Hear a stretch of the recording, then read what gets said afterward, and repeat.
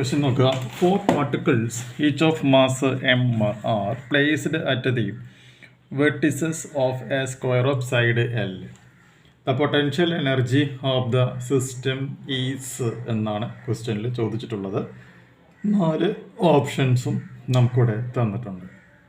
അപ്പോൾ ഈ പ്രോബ്ലം നമുക്ക് എങ്ങനെ സോൾവ് ചെയ്യാം എന്നുള്ളത് നോക്കാം.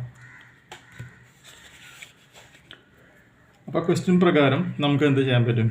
ഒരു 4 പാർട്ടിക്കിൾസ് ഇരിക്കുന്ന ഒരു സ്ക്വയർ നമ്മളിവിടെ ഇങ്ങനെ മാർക്ക് ചെയ്യുകയാണ്.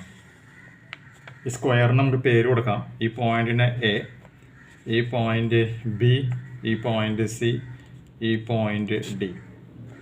സോ ബിയിൽ നിന്നും ഡിയിലേക്ക് ഒരു എക്സ്റ്റൻഷൻ മാർക്ക് ചെയ്യാം. എയിൽ നിന്നും സിയിലേക്കും ഒരു എക്സ്റ്റൻഷൻ മാർക്ക് ചെയ്യാം. അങ്ങനെയാണെന്നുണ്ടെങ്കിൽ the potential energy of the system എത്രയാണ് എന്നാണ് നമ്മുടെ ക്വസ്റ്റ്യനിൽ. Potential energy of the system at the centre of the square എന്നാണ് പറഞ്ഞിട്ടുള്ളത്. ഈ പോയിന്റിൽ എക്സ്പീരിയൻസ് ചെയ്യുന്നതാണ് ചോദിച്ചേക്കുന്നത്. അപ്പോൾ അങ്ങനെയാണെങ്കിൽ ഇവിടെ നമുക്ക് ടോട്ടൽ എക്സ്പീരിയൻസ് എന്ന് പറയുമ്പോൾ ഈ 2 പോയിന്റുകൾ തമ്മിലുള്ളൊരു പൊട്ടൻഷ്യൽ എനർജി, ഇവിടെ ഈ 2 ബിയും സിയും തമ്മിലുള്ള പൊട്ടൻഷ്യൽ എനർജി, സിയും ഡിയും തമ്മിൽ, ഡിയും എയും തമ്മിൽ, എയും സിയും തമ്മിൽ, ബിയും ഡിയും തമ്മിലും എന്തുണ്ടാകാം? ഇൻട്രാക്ഷൻ ഉണ്ടാകാം. ആ ഇൻട്രാക്ഷൻ്റെ ഫലമായിട്ട് അവിടെ എന്തുണ്ടാകാം? പൊട്ടൻഷ്യൽ എനർജി ഉണ്ടാകാം. ആ പൊട്ടൻഷ്യൽ എനർജി എല്ലാം കൂടിയിട്ടാണ് ഈ ഒരു സെൻറ്ററിൽ എക്സ്പീരിയൻസ് ചെയ്യുക എന്നുള്ളൊരു കാര്യം പ്രത്യേകം മനസ്സിലാക്കുക. അപ്പോൾ ടോട്ടൽ പൊട്ടൻഷ്യൽ എനർജി എന്ന് പറയുമ്പോൾ നമുക്കപ്പോൾ എന്ത് പറയാൻ പറ്റും? U is equal to minus G, 2 mass ഉണ്ട്. അപ്പോൾ G M M divided by നമുക്കവിടെ എന്ത് പറയാൻ പറ്റും? ആദ്യത്തെ കണ്ടീഷനിൽ എ ബി എന്ന് പറയാം. പ്ലസ് അടുത്ത ആളെന്താണ് വരിക? Minus G M M divided by B C എന്നുള്ളത് കൊടുക്കാം. പ്ലസ് വീണ്ടും എന്താണ് വരിക? Minus G M M divided by D C എന്ന് വരും. പ്ലസ് വീണ്ടും എന്താണ് വരിക? Minus G M M divided by A D എന്നുള്ളത് വരും.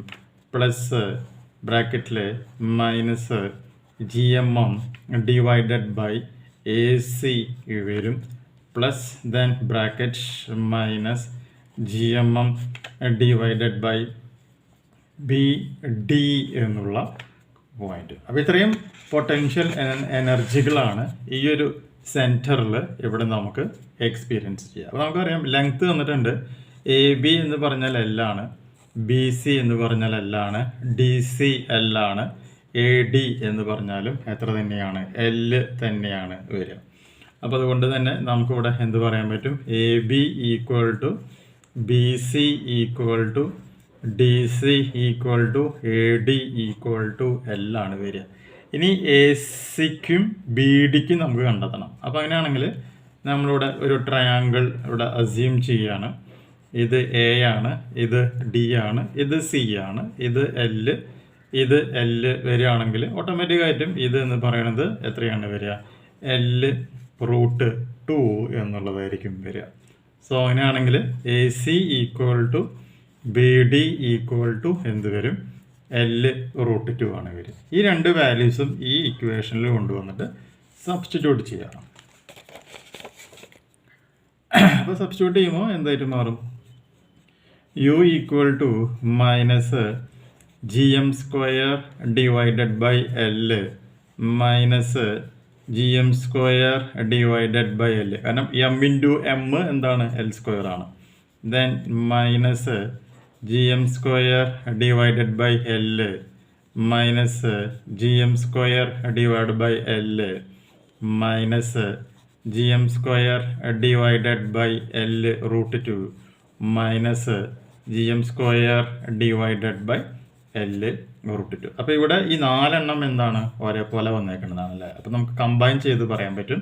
So minus 4 G M square divided by L, ഇത് രണ്ടും ഒരേപോലെയാണ്. So minus 2 G M square divided by L root 2 എന്ന് പറയാം. ഇവിടെ 2 GM² by L common term ആണ്, പുറത്തേക്ക് എടുക്കുക. അപ്പോൾ മൈനസ് 2gm²/L കോമൺ ടേം ആയിട്ട് ഞാൻ പുറത്തേക്ക് എടുത്ത് കഴിഞ്ഞിട്ടുണ്ടെങ്കിൽ 2 + 1/√2 എന്നായിട്ട് മാറും. സോ u =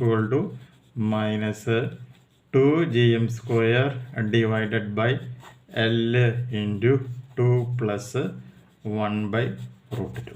ഇതാണ് നമ്മുടെ ആൻസർ ആയിട്ട് വരിക. ഓപ്ഷൻസിലേക്ക് നമ്മൾ നോക്കുകയാണ് എന്നുണ്ടെങ്കിൽ ഓപ്ഷൻ 2 ആണ് നമ്മുടെ ആൻസർ ആയിട്ട് വരിക. -2gm²/L 2 + 1/√2. Potential energy of the system ഇവിടെ അറ്റ് സെൻറ്റർ. നല്ലൊരു പ്രോബ്ലമാണ്, ചെയ്ത് പ്രാക്ടീസ് ചെയ്യുക. അടുത്ത വീഡിയോയിൽ നമുക്ക് മറ്റൊരു ന്യൂമറിക്കൽ പ്രോബ്ലം ഡിസ്കസ് ചെയ്യാം.